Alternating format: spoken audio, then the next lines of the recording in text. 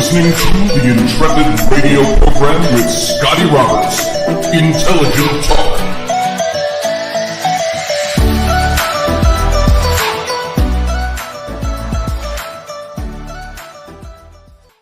Well, good evening, ladies and gentlemen. Welcome to the first show we're doing, or is this the second show we're doing? What night is it? It's Tuesday, second show after Memorial Day. Want to thank you for showing up. Hope you had a good Memorial Day weekend. This is Scotty Roberts. You're listening to my show, the Intrepid radio program, right here on the Odyssey Radio Network. That's ODYSY1.com. Come on over, see all the goodness that's Odyssey Radio. And we're actually not broadcasting to Odyssey right now. As most of you know, we will be again very shortly. We're trying to get all set up to do that, to broadcast live in video and audio to Odyssey, and in video and audio to my YouTube channel, which you're watching right now, Scotty Roberts. No, it's Mr. Scotty Roberts. YouTube.com/Mr. spelled out Scotty Roberts. Want to thank you all for being here. Master Finn, thank you for taking her out in Bristol fashion this evening. Good to see you. And Susie Q, nice to have you here. By the way, I saw that you left a message today, and I have not heard the phone message yet. That's what my day's been like. But I did see your text message, and I'll be getting back to you later. Susie Q, thank you for that. Good to see you here tonight. Matthew Sainsbury, good to see you. And who else did I see? I saw Matt Finn, Susie Q, Matthew Sainsbury, Ryan Gale. I knew you were in there. Well, wait, Ryan says, I'm not ready. So I want to thank you all for being here so far. As everybody comes in, they'll start to stack up a little bit. You saw the link that I put into the chat room. That is the link if you want to call into the show tonight. And if you call in, we'll be able to talk about some stuff. We're going to talk about the topic that we have. Oh boy, I'm seeing myself in the camera. I haven't looked at myself like for half the day. So if we talk about, if you call and you don't have something pertinent to the topic, hold it for a little bit or save it, whatever we're talking about, but we'll try to get into some things tonight. And we've got some good guests lining up to come on the show. Now that we have that capability to bring guests in, we've got Stephen Myers who's going to come in. He's going to be here on Thursday. He wrote the book and has done a lot of research on the Pyramid of Giza, the Great Pyramid of Cheops. What were they really meant for? And he's got some pretty good theories on how they were built and what they were meant to do. And I want to run our Enoch theory by him when he's here. He's also got a lot of information on Egyptology. And so we're going to be talking to him Thursday night. And those of you who are casually coming across this show and you go, wow, pyramids and Egyptology, it sounds like history. Well, that's what we do on this show. That's a lot of what we do.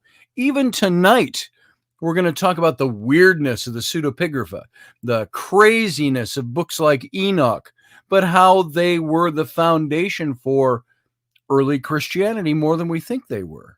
For as kind of crazy and off the wall as they were. That's looking at history, but it's also kind of tackling a bigger topic. I saw somebody today, there's a channel that I joined only because I saw somebody say something. I don't know how it crossed my, got shot across my bow, but a group on Facebook called something like ex-Christians and recovering ex-Christians. That's what it was.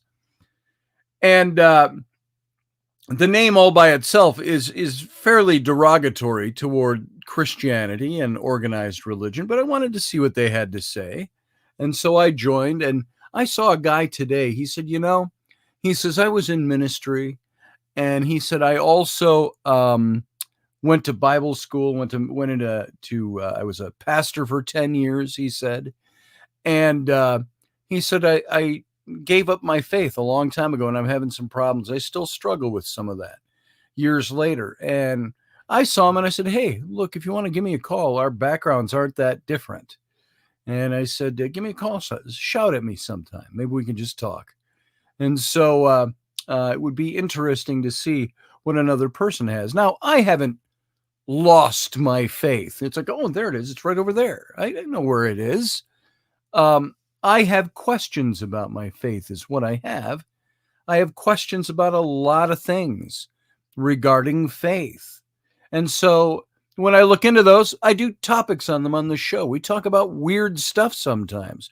Some of it might be too weird, but I'm trying to give a balance and say, is there stuff out there? Is there stuff out there that offers an alternative to what we think we've always believed?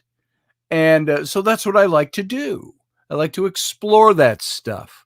There was a church, and I never got to attend it. I talked to the pastor or the leader of this little church, and it was actually my good friend, my old pastor friend, John Larson, who I always affectionately referred to as, you'll remember him, as Parson Larson. And he kind of put me onto this guy at this church. He says, Scotty, what you might need is to maybe talk to a guy like this. And he ran a little church type program. And I guess it was a church. And I think they called it Solomon's Porch. And it was where we could discuss a lot of these off the wall topics. And these things that seemed very different from what our regular church teachings taught. I remember when I talked to Parson Larson about some of the stuff I was struggling with and some of the topics of my books and things like that. He said, he says, you might be right. And it kind of surprised me. And I said, really? Why would you say that? He said, well, you might be right. He says, remember, our ministry at this church is to minister to people. And he said, to a lot of hurting people, a lot of broken people. That's what the ministry focused on. And he said, of course, there's the salvific message of Christ, and we teach all of that and preach it. He said, but you might be right about God. We don't know everything there is to know. And that surprised me, coming from a cleric that I deeply respected in ministry. So that's why we do what we do here. Now, when we talk about Native Americans, Native American history, when we talk about government and civics, when we talk about pop culture, we had some shows. Remember, we did a bunch of shows on Star Trek once. The psychology of James T. Kirk, the psychology of Spock, and these kinds of characters. We looked at them and said, yeah, they're fictional characters, but let's dig into this. So we looked into some of that stuff. Looked into, what was it? And we referenced this a lot, but being awake and being aware. The mysticism of early Christianity and how that differed from the literal orthodoxy of what became the Roman Catholic Church by the late 2nd century, early 3rd century. And so all of these things are things we explore because, number one, because I like them. It's my show. I like to talk about what I like to talk about. And hopefully you are hooked to that. I know some of you are. Some of you are here whether you like the topic or not. I throw in a lot of psychological stuff because I'm always dealing with relationship stuff, parenting stuff, dealing with people stuff, dealing with how do you deal with people in the political atmosphere that exists out there now, things like that. Trying to look into how we do it. Hey, Doug Stack, good to see you. You made it. 10 minutes late, but you made it. Were you out running? Sarah Nichols, good to see you. Thanks for being here. Nice to see you. Gaza, good to see you. Gaza's backyard and down there in Australia. So we're glad to have you here, Gaza. And if there's anybody I've missed along the way, forgive me. I don't think so yet. But all of those of you who are watching, if you're not in the chat room, you can join the chat room. It's not going to kill you. Nobody's going to bite you. Nobody's going to ban you or mark and avoid you because you're listening to my show. I know there's a lot of people out there in politics. Some of them are people I've known for 20, 25 years. Groups of people that know who I am. And they think because I've talked politics on Facebook that that's all I talk about. And that's all I am. And that's all I know. And I keep telling them, hey, we do a whole lot of other things other than politics. There are times that politics gets to me, and there's things I got to talk about regarding it. And not everybody, Gaza, it's not going to affect you as much over there because it's local politics here. But what happens to the United States tends to happen and affect the rest of the world to one extent or another. And so they think I just talk about stuff like that because oh my God, I supported Donald Trump in the last 2 elections. Well, that makes me a man to mark and avoid. That's something I found. And, I just did a new logo today for somebody. Let's see. Hold on. I got to show you. Now, if I put this up on my YouTube, or I'm sorry, my, hold on. Where'd it go? It's right here. Now, if I put this up on my Facebook channel, I'd get all kinds of shit for it, wouldn't I? Watch, I'll show you. Let me share my screen with you. I'm going to share my screen. Boom. Share. I'm going to go over here to this program. See that logo? I did that for somebody today, for a client of mine. And I could put that, like, whenever I develop logos and do illustrations, I throw them up on my Facebook page. You know why I would throw this up? Because I like the design.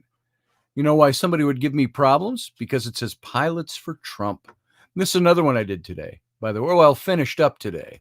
Some of you out there in ghost hunting, paranormal investigation, you may have gone to Rolling Hills Asylum in upstate New York.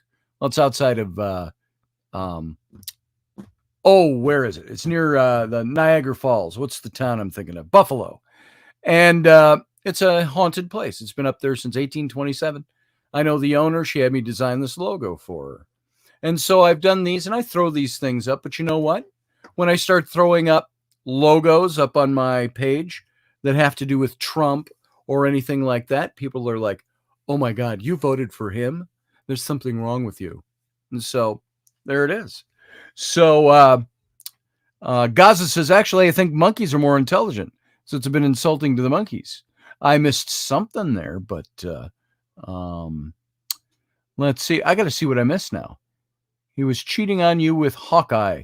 Hey, Doug Stack, I saw you. Matthew, I belong to the Taoism organization, Gaza says, and the master told all of us, if we have to be immunized, to transform the immunization into a positive, not a negative. There you go. There you go.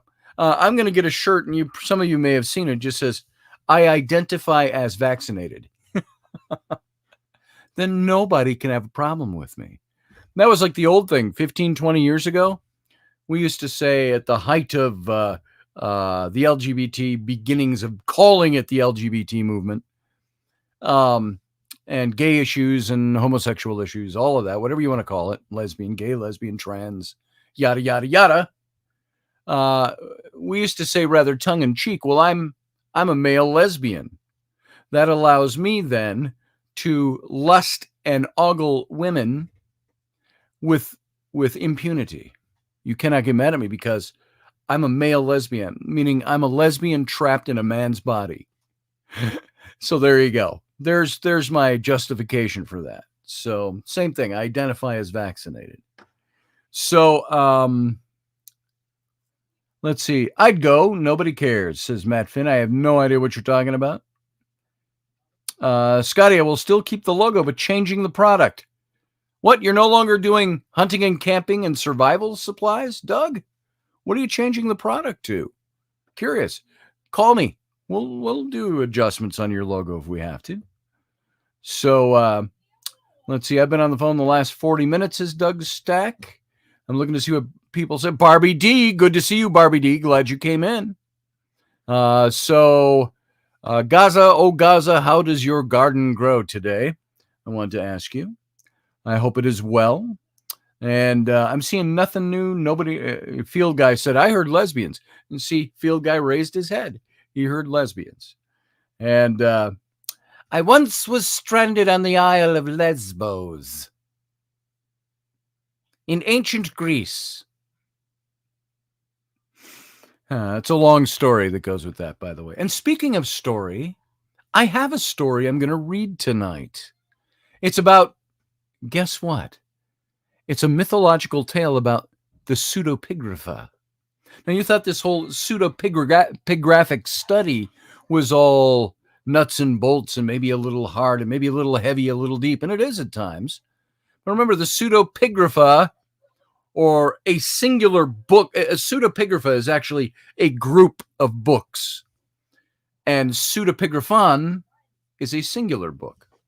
The pseudopigrapha was a bunch of books that were attributed to names that we know out of ancient history, ancient religious history, yet more than likely not written by those people. And so pseudopigraphon. And so I've got a little story. It's called the Inimical Pseudopigrapha. It's a tale of Lovecraftian horror, as it is marked here.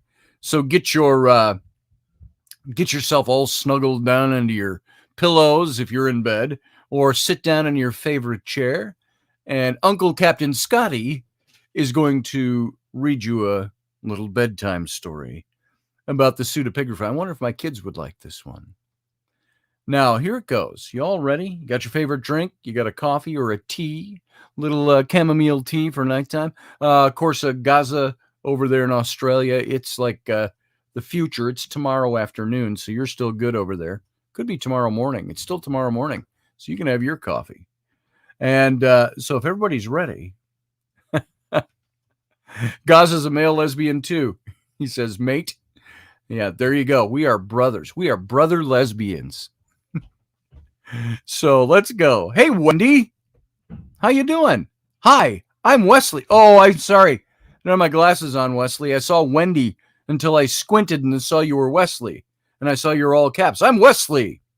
I can see and I can read it. So it's good to have you in here. This is probably your first time. I don't think I've seen you before, Wesley. So welcome to the program.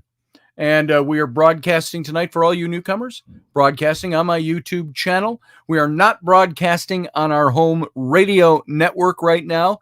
We're on a little hiatus there since we went down to the makeshift studio in Louisiana for a few months. And now we are back here. They're still playing through over on Odyssey Radio. They are playing through all our archives over there. It's just the audio versions only. You can go over to Odyssey Radio, ODYSY1.com, at several times throughout the day, but go check out the schedule and you'll see the times where they replay the shows that are up there now. Until we get our butts in gear, get our heads out of an anatomically unlikely locale, and get this radio show up and running on the radio too, as well as here on my YouTube. So take over makeshift studio, says Field Guy. So Wesley, you're in a tent in West Virginia. Outstanding. In a tent in West Virginia.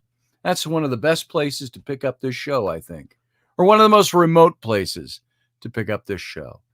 All right, so now you want to know what Stonehenge really is. Or you know what Stonehenge really is. Let's entertain you. Wesley, you want to come on? You got a camera and a microphone hooked up to that computer? You want to come on and talk about what Stonehenge really is? I'll bring you on for a couple of minutes. And if you're good, we'll keep you for a little while. If you're not good, I'll drop you. So if you want to come on, by the way, here's the link. That's for everybody. There is the link. So Wesley, hit that link. I'll see you come in the wings out here. There's a little bit of a delay, so maybe 30 seconds before you might see that. And I'll bring you in. We'll talk about what Stonehenge really is. Folks, I'll bet you didn't know we were going to be doing this tonight, because I certainly didn't. So when Wesley arrives, we'll bring him in. So I don't want to start the bedtime story yet. The bedtime story, once again, is called The Inimical Pseudopigrapha, a tale of Lovecraftian horror.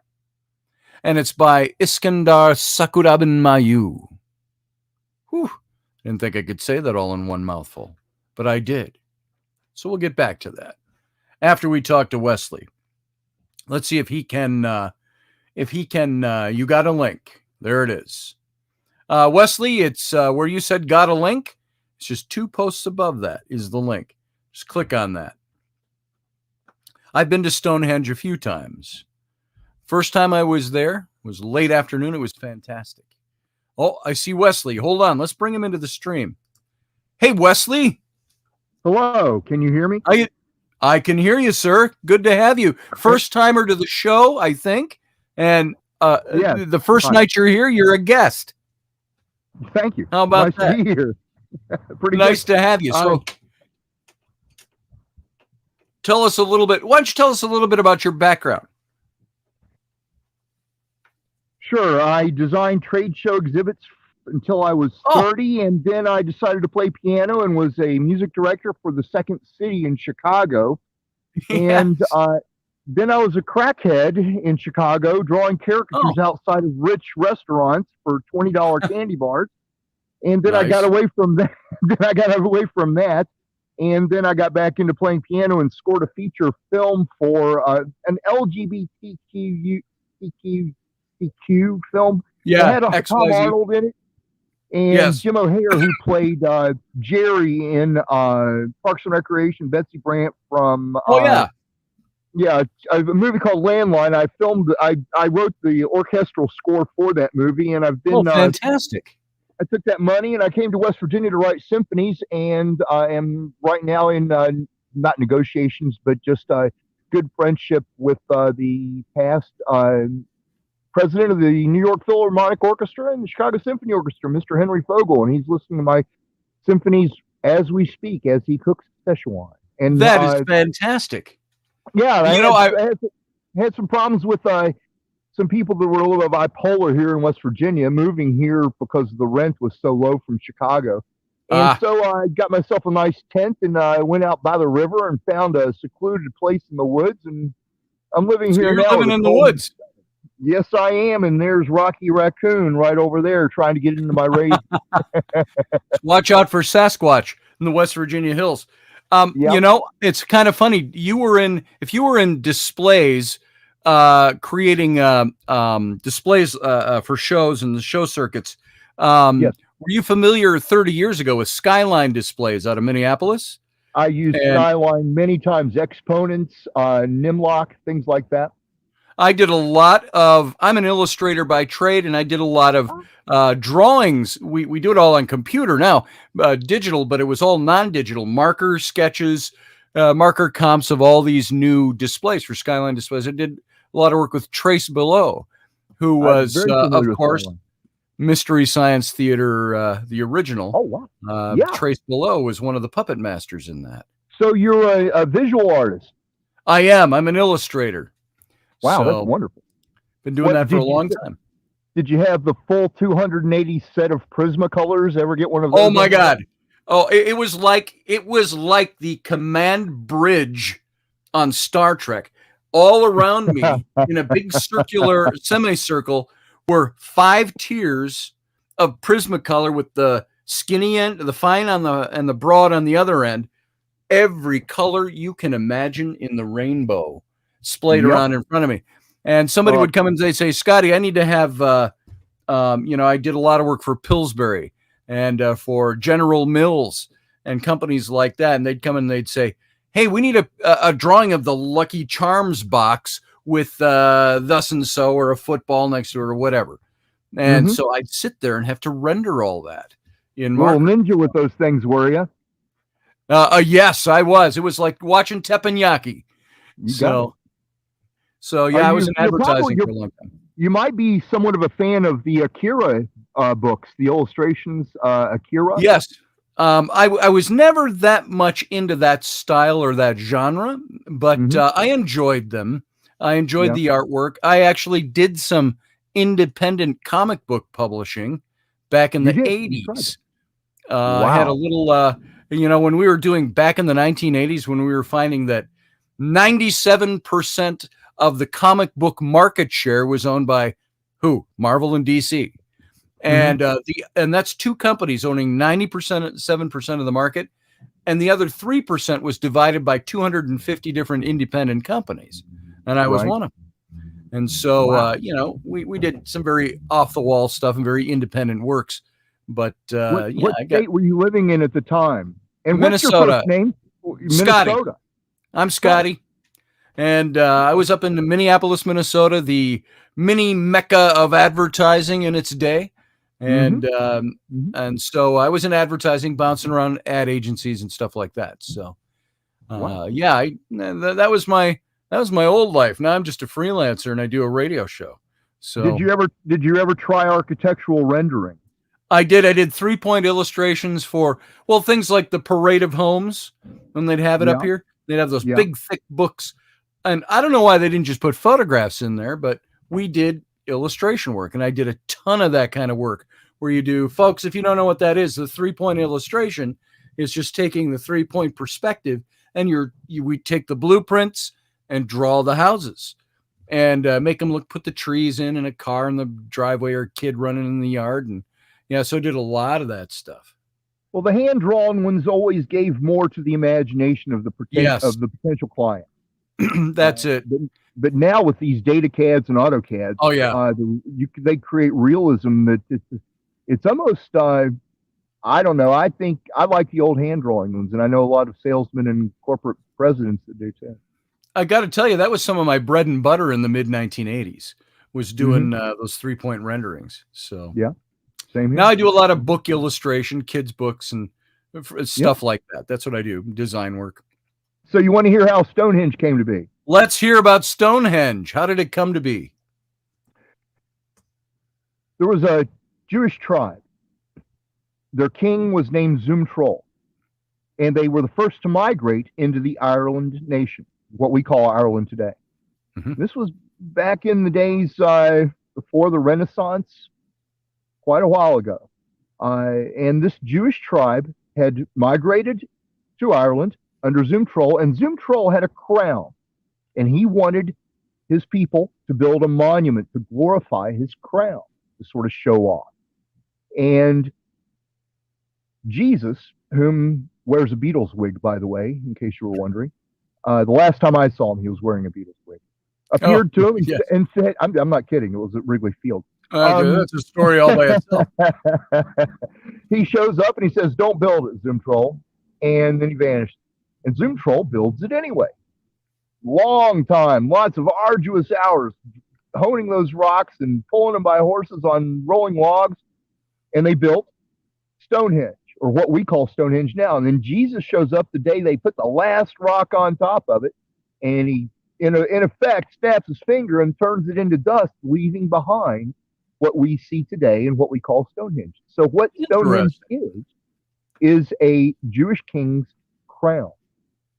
That's very interesting. Now, with this Jewish king, I know I've talked before on this show about there was some speculation that one of the tribes that broke off from Moses and the burgeoning state nation of Israel after the Exodus left. They went north past Lebanon, and they settled in the area where the Anu were there, the Anunnaki, the worshippers of the Danu, and that this was supposed to be the basis for what happened when the Anunnakis spread. And I'm not talking about the alien Anunnaki. I'm talking about the Anunnaki tribe spread into Eastern Europe and then eventually over into founding some of the houses of Gwynedd in Wales and the other European great houses. Now, it's the top of my head. I don't have that all the details in front of me, but that's something I'd heard, that one of the tribes of Israel that had broken off. And there is a biblical reference where the tribe was a Dan. I don't know which tribe it was, but they broke off from Moses after the Exodus and said, screw this wandering in the desert. We're going north. And they took off. So interesting. Forgive me for my ignorance. What is the general genre of the show here today, Scott? Today, well, folks, maybe you can start typing in the chat room what you think the general genre of this show is. My show, generally, I say it focuses on the stuff I like, and then we go there. Mostly, I like to talk about, I used to do a lot of politics, but we don't try not to do a lot of politics on this show. I love talking about history. I love talking about weird history, historical mysteries, Egyptology, let's see. Well, I spent. Yeah. it's very possible that the pyramids were given the same treatment as Stonehenge, that they actually had finished them off with a limestone smooth covering. And then again, Yezu or Jesus, if you're Mexican, appears and turns the skin of it into dust as a testimony. We talked about. I'm not a Christian. I'm an evil man, but that's the way I understand it. I get it. We talked about the possibility of Enoch, the biblical Enoch, for the author of, or the topic of the pseudepigraphal book on Enoch, that he was perhaps the builder of the Great Pyramid, way long time before Cheops, and there's a lot of interesting stuff behind that theory that seems to make it fit, but there's no way to prove it. That's the thing. It's just a theory when we talk about it. Scott, are you willing to give me 2.5 minutes to describe something that is indeed a miracle, is guaranteed to get nothing but rejection from everyone that hears this? Sure. Like I said before I brought you on, if you're all full of bullshit, I'll just drop you. Okay. No. Right. Seriously. Go ahead, though. You're welcome to talk a little bit. I'd like to hear it. All right. I'm an evil man. I don't really believe in that forgiveness of Jesus Christ. When someone does something against me, I'm more prone to, get back at them and then forgive them. Sure. So he shows me this dream that's got these little two ghouls that look like they come out of a Harry Potter movie, and one's cutting off a guy's foot, and the other one's lifting his hands up and smiling.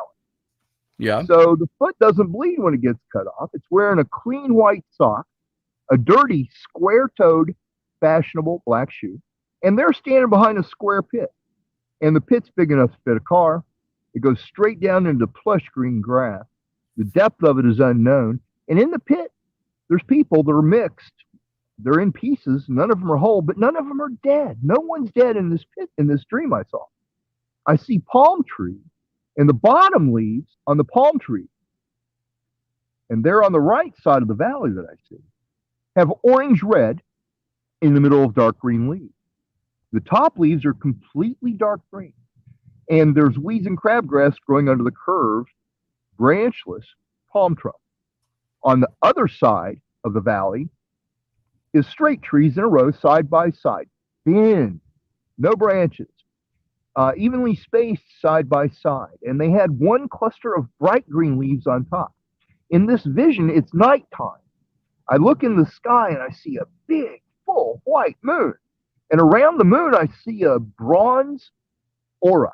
And I look into the sky, and it's a night sky, but there's no stars. They're all gone. On the horizon, I couldn't tell if it was morning or evening, but it had that color of, sort of a deep, misty blue. It's like in the morning or in the evening, but I couldn't tell which. And in the middle is a river that's curved like the letter C. There's no wind on the water. There's two ripples where the curve is of the water, but the water is as still as a surface of a mirror, because the grass, I could see it reflected in the water. And the grass I have never seen as thick and rich and plush of a green grass to grow on about an acre, maybe an acre and a half or 2 acres of land in that valley. Now, behind the pit are the two ghouls, and they had cone heads, by the way. I didn't ask them if their name was Dan Aykroyd. I didn't ask them if they were in the Harry Potter movie. Fiberglass and beer. Sorry, go ahead. That's okay. Are circles of gold and silver, and their edges are serrated. They were made only for cutting, and they were half in the ground, half above the ground, and they were all the same. There weren't more than 4 of them in a row in this dream that I did see. And they were spinning by themselves without machine, perfectly honed, and they were bigger around than my outstretched arm. And it was like 1, 2, 3, 4, 1, 2, 3, 1, 2, 3, 1, 2, 3. It was like a big M or a big. Oh, I'm losing you. You still there? I didn't cut you off. You still there, Wesley? Waiting on Wesley. Lost you, Wesley. You see the chat room. There it is. Lost you, Wesley. Try me back. It could be his signal. Remember, folks, he's in a tent in West Virginia. So I hope he doesn't think I cut him off, because it was interesting just listening to his story. Let's see if he comes back in, okay? If he comes back in, let's see where he goes with this. So Wesley, if you can hear my voice, did not cut you off. I lost you. You froze up on me. And now you've vanished completely out of the wings. So let's see if Wesley calls back in. So Wesley, if you can hear us and you want to call back in, come on in. All right. And so interesting story. I was just about to ask him, is this a story you're telling me, or is this a dream or a vision you had? It's pretty detailed stuff. So Matthew Sainsbury said, I saw Alexander the Great this morning. It was awesome. The face and eyes move. They show Alexander looking like a living young office man with one eye that has a slightly different color. Where'd you see this, Matthew? It's interesting. You win the internet today for me. I don't know if that's to Matthew or if that's to Doug. I'd have to go back and just take a look around at everything here. Let's see. Susie Q said, sometimes just still being alive is quite an accomplishment. Ain't that the truth? I agree with you. So if you happen to see, no, I didn't get a haircut, Sterling. My hair is just falling out quicker. It needs a cut though. I need to get shorn. I need to get that USMC slickness back around the sides and the back. So there you go. Matthew says YouTube, Scotty. He said he was evil. He did say that, Doug. That could be a self-descriptor. That doesn't mean it necessarily is. So it'd be interesting to listen to what he had to say. It was under a big W. Says Scott Allen. Welcome to the show, Scott. And Macabre, good to see you. Let's see. Leslie, good to see you. I didn't comb it. It's just been blowing all day. And when I run my fingers through it, it parts it funny and it makes it look thinner than it is. So there you go. See? It's just weird. It's weird today. I need to shave it off or something. Rainey tells me I can't. So let's see. They're reconstructing ancient faces with powerful digital technology. I've seen that. Pretty cool stuff. I've seen some of those that were done. Sorry, I have a couple of gnats flying around in here. But now listen, I promised that I was going to read you a bedtime story, perhaps an odd one. Once again, and I think everybody's ready by now because we brought Wesley in and we lost him in the meantime. In a mad world. Inimical Pseudopigrapha, a tale of Lovecraftian horror. I'm going to read this, so settle back now with your nighttime drinks. Doug, you with your beer. Matt, Finn, you with beer, I don't know, maybe. A little bit of scotch if you have it, or some tea, and some chamomile, some whatever you might drink, folks. Let me read you this tale. When I was but a youth, traveling alone in the mountains to the east called Mashu, by the people who lived there, I came upon a large gray rock carved with 3 strange symbols. It stood as high as a man and as wide around as a bull. It was firmly stuck in the ground, and I could not make it topple. Thinking no more of the carvings, save that they might be the work of some warlord to mark an ancient victory over his enemy, I built a fire at its foot to protect me from the wolves that wander in the region, and then went to sleep. It was night, and I was far from anything I knew, and Mount Mashu is approximately 120 miles from the nearest village, which is known as Durabaya. And being about 3 hours from dawn on the 19th of Shabbatu, I was awakened by the howl of some strange dog. It was uncommonly loud and seemed very near at hand. The fire had died down to its embers, and the red glowing coals cast a faint, dancing shadow across the stone monument brandishing these 3 odd carvings. I began to make haste to build another fire when all of a sudden the gray rock began to rise slowly in the air, as if by unknowable sorcery. I could not move or speak from the fear that seized my spine and wrapped cold fingers around my skull. I heard a soft voice some distance away. A more practical fear, the possibility of robbers, took hold of me, and I rolled behind some weeds while trembling uncontrollably. Another voice joined the first, and soon several figures in black robes assembled around the place where I was camped, directly under the floating rock. They didn't exhibit the least bit of fear. I could see how clearly now that the 3 carvings on the stone monument were glowing, a flaming assortment of colors, as though the rock were on fire from the inside. The figures were murmuring together in prayer or invocation in some unknown tongue, only a few words of which could be transcribed. The figures whose faces I could not see, began to make wild passes in the air with knives that glinted cold and sharp amidst the mountain sky. Although they seemed erratic, their somatic gestures simply had to be calculated motions of magical significance. From beneath the floating rock, out of the very ground where it sat, rose the head of a prodigious serpent. This serpent was surely larger than any I had ever seen. One section of this snake possessed human arms, and it rose from the earth further. It was followed by another set of arms. These were followed by more still, and the ground began to rumble. The chanting of the priests, for I knew even then that they were servants of some hidden power, became much louder and nearly hysterical. Iya, iya, zi azag, iya, iya, zi azak, iya, iya, zi kur, iya.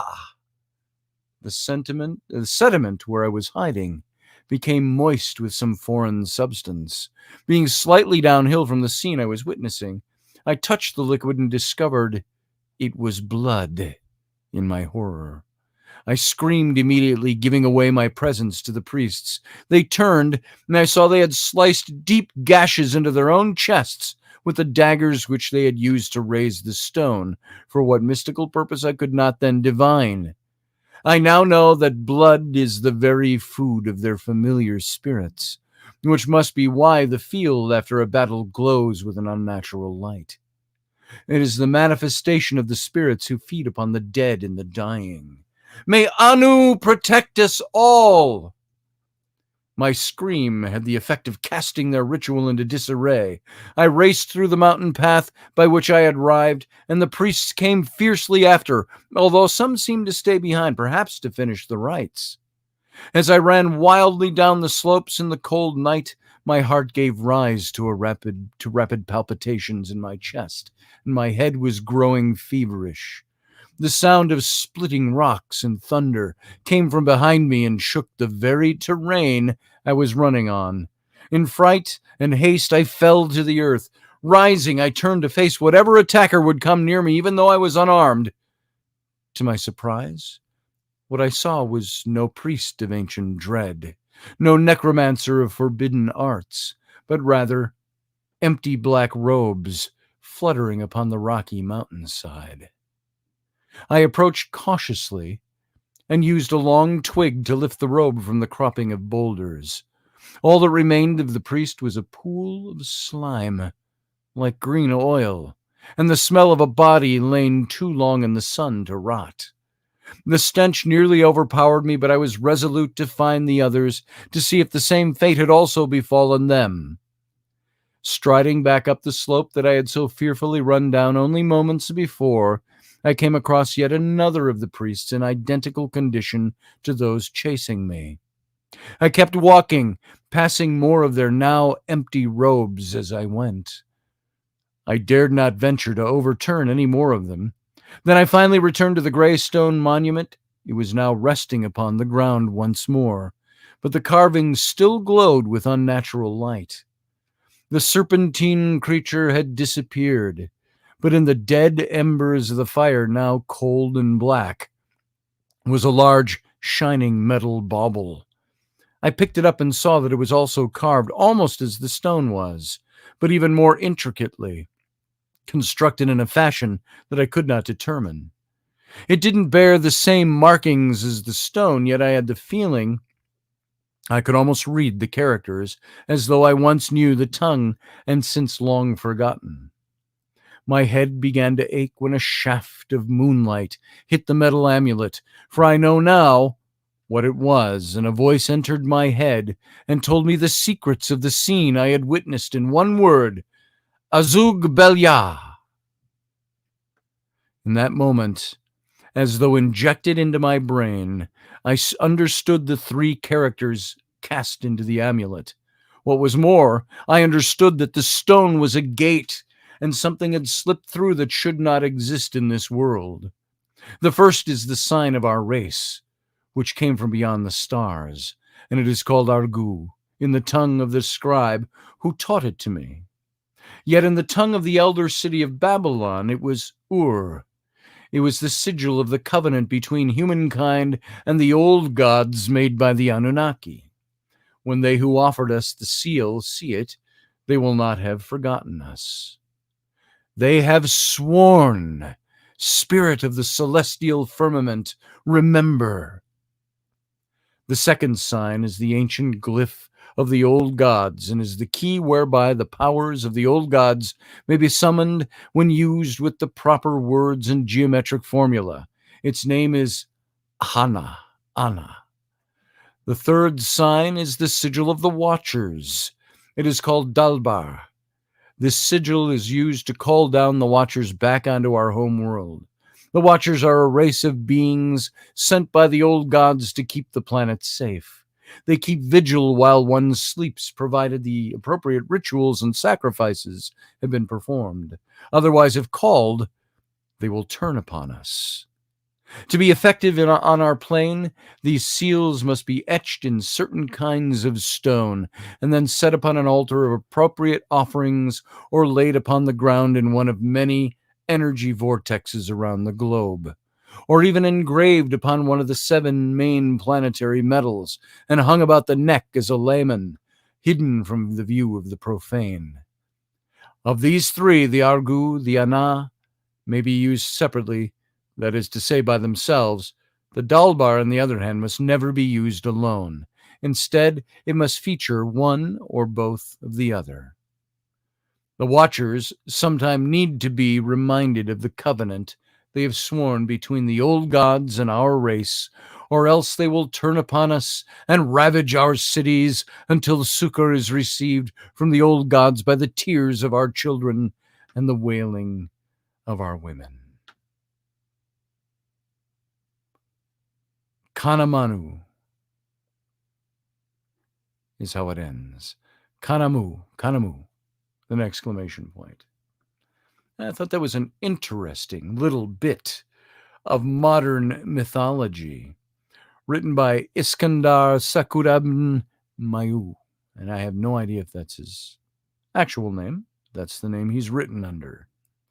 And I have no idea what the meaning of that is, but I did find this interesting because it is modern mythology that fell under the pseudepigrapha.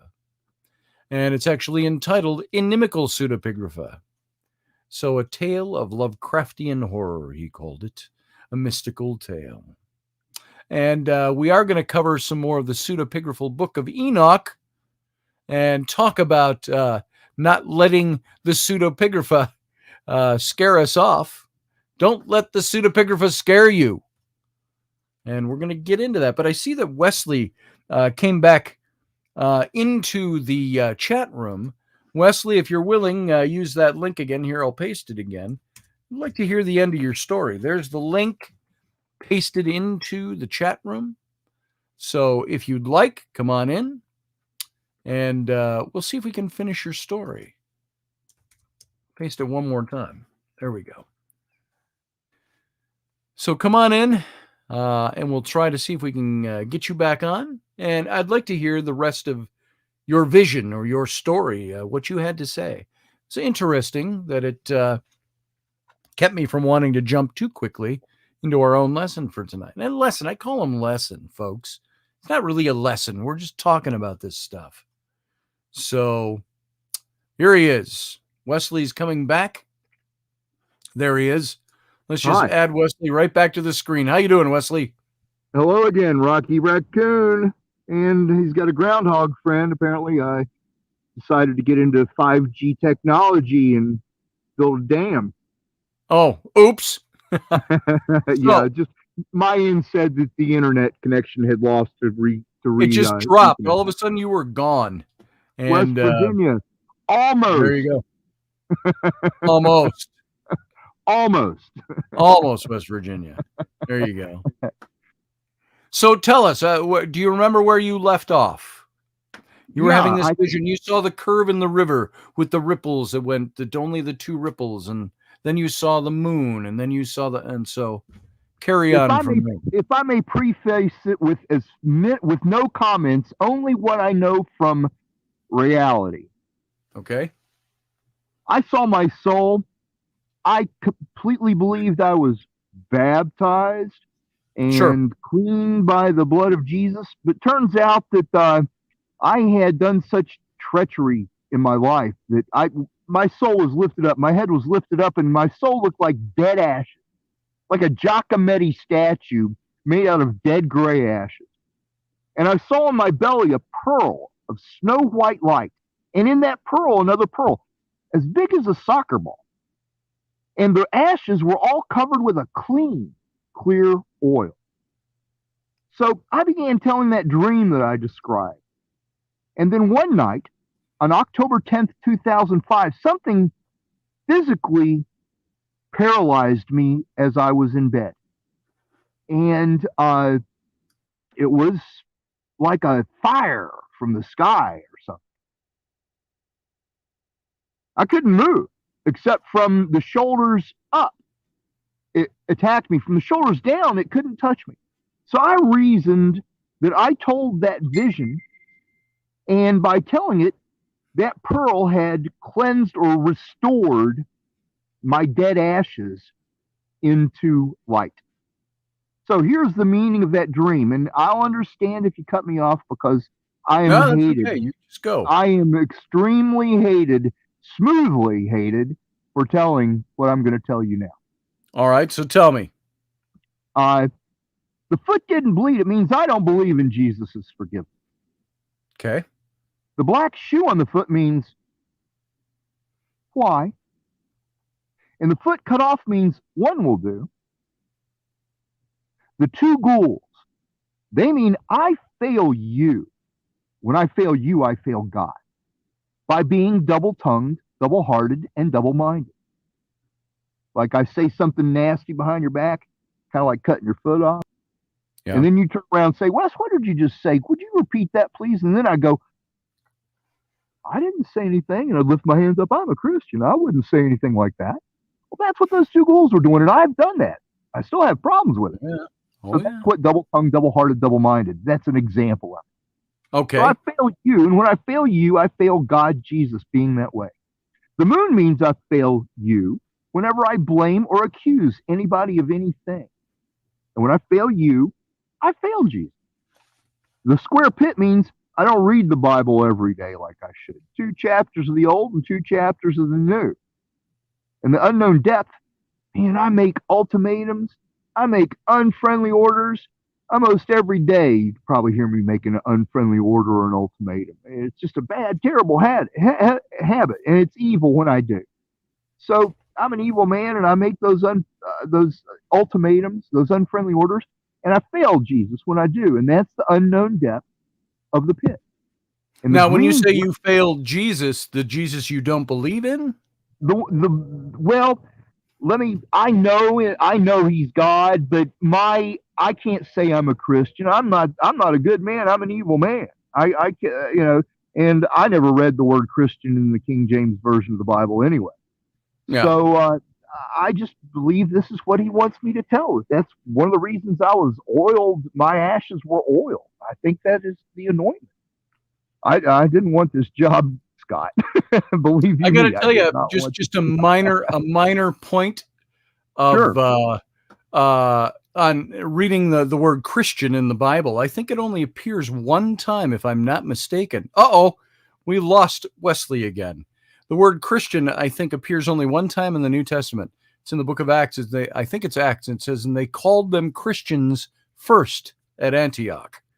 Here's Wesley again. Sorry, I don't know what happened there. I think it might be on your end. It might be YouTube. It's on my end. There's one place in the Bible that I have found the word Christian. Where is that? I believe it's in the book of Acts, where it says, and they called them Christians first at Antioch. I'll look that up. To the believers. It was a historical reference. And I don't read the Bible every day, so I saw the square pit. There you go. And I don't either. I haven't read the Bible as a going concern for a very long time, but I reference it an awful lot in the things I teach and talk about. So I don't get involved like I should, Scott. And that's the palm trees with the orange red in only the lower dark green leaves that I saw. They had weeds under them and they were branchless. There were no two trees curved the same. None of them had branches and large dark green palm leaves on the top. They mean I don't get involved. I fail God when I don't get involved. I failed Jesus that way. The straight trees, that means my faith is a branchless faith. That I don't really have a branching faith. I might be nice and I can dress up in the suit and tie and sit in church and act straight and narrow, but the truth of it is my faith is a branchless faith. And I don't tithe anonymously. That's the bright green leaf, that I fail you when I do not anonymously tithe. When I fail you, I fail Jesus. The moon, I said, means I fail him by blaming and accusing. The bronze aura means I fail him by denying I had the vision. The curved river, there's a verse in the Bible, and it means this. And after these things, I saw four angels standing on the four corners of the earth, holding the four winds of the earth, that the wind shall not blow upon all the surface of the earth, nor upon any sea, nor upon any tree. And the green grass in that valley on both sides of the river is written in Isaiah, surely the people is grass. It means everybody saw this vision. So what I ask people, would you just say, I saw green grass in a dream I had from Jesus? That way you get to practice your Spanish at the same time. Well, there you go. And you get to practice. Yeah, exactly. You get to practice your communication with people. And I'm gonna take a leap with a branch, and I'm just gonna say, Jesus, would you heal the teeth in every mouth, or at least one more tooth in every mouth of the people that are watching this show?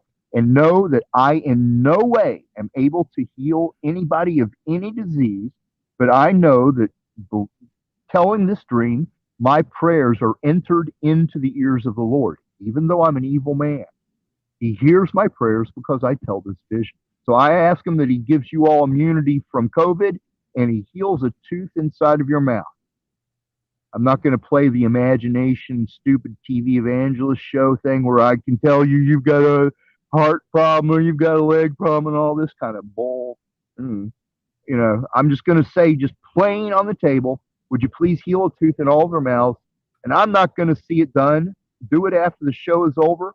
And do not ever say that I did any healing in any way. That Jesus heals, I do not.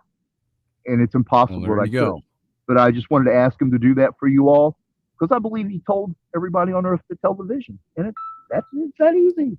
Well, there you go. Well, you know what? There's not a single thing you said that would make me say I have a problem with anything you said. I might have a different approach. I might have a different system of believing things. I might accept things differently. I might research differently. Sure. But that doesn't mean that I find you reprehensible or worthy of attack or anything like that. I certainly don't find you evil unless you're using evil as that one caveat that says, while God created us good, that we all are evil by nature. A positional evil as opposed to a daily experiential evil. So there might be a big difference. So well, let me ask you to say this, Scott. Would you please say, I saw two ghouls. Say that again? What? I saw two ghouls. I saw two ghouls. They looked like they were in a Harry Potter movie. They looked like they were in a Harry Potter movie.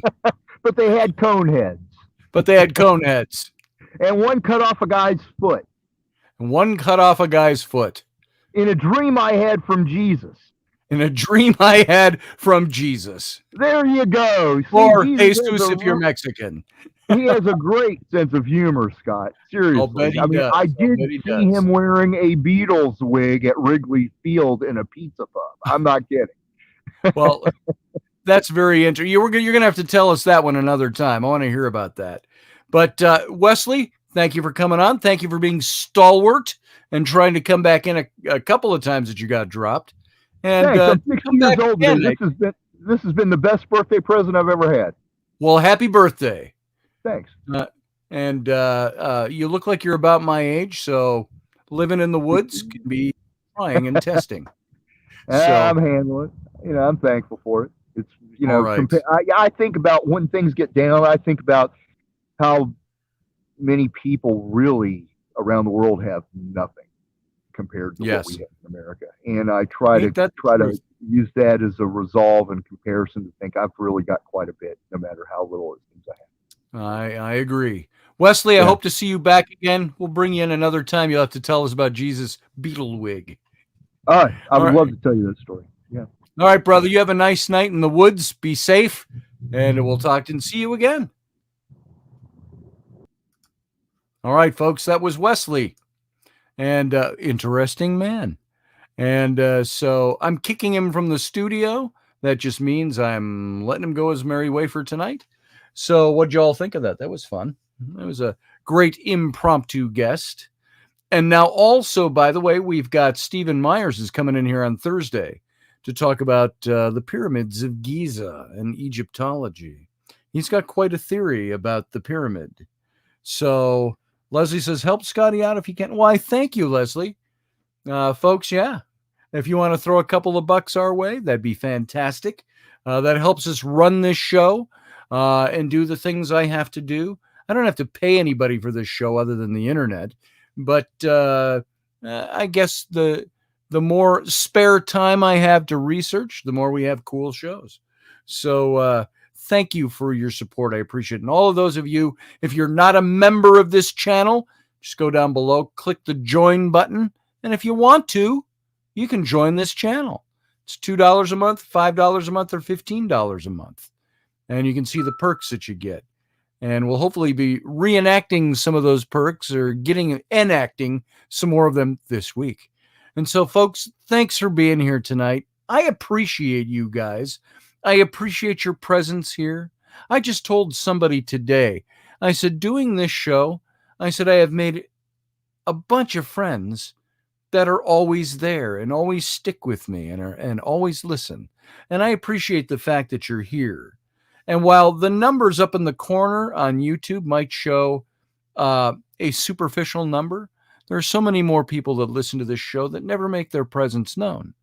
And when we were on Odyssey especially, we had a huge audience over there. Well, relatively speaking, in the multiple thousands of people that would listen to this show every night. And I only mention that because that gauges my effectiveness to a certain extent, or at least my reach. Maybe my effectiveness would be on the effective friendships that have been built here and the relationships that are built here. So I want to thank you all for being here and contributing to that. I appreciate you all very much. And I've got some good friends in this group, and I appreciate it. All right, guys. So I think that's all we're going to do for tonight. I don't think we got anything more. Nothing more to say. I could go on for another hour, but you know me. I got stuff to do. I got to get out of here. So, guys, sit tight. Watch for a Just a Lousy Cup of Coffee show coming one morning this week. And it's going to be either Thursday morning. It might be tomorrow morning if I feel in the mood. Just watch. It's going to be impromptu. And we'll do a live stream on that. And if you're not a member, join if you'd like to. Totally up to you guys. And you know what? I appreciate the fact that you're here. And I hope to see you again tomorrow. So you know what? I'm going to do a little self-promotion shamelessly. And then we're going to be out of here. Live long and prosper.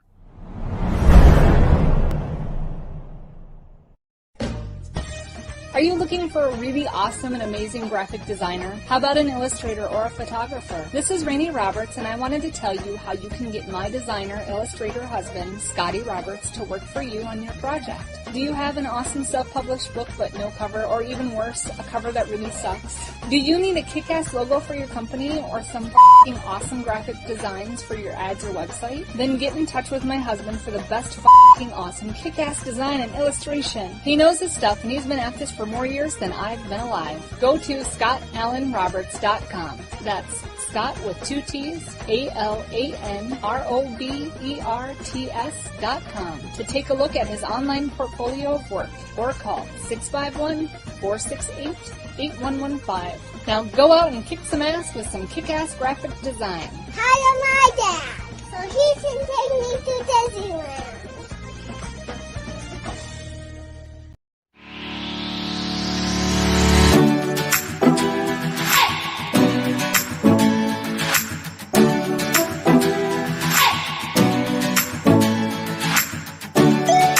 You're listening to the Intrepid radio program with Scotty Roberts. Intelligent talk.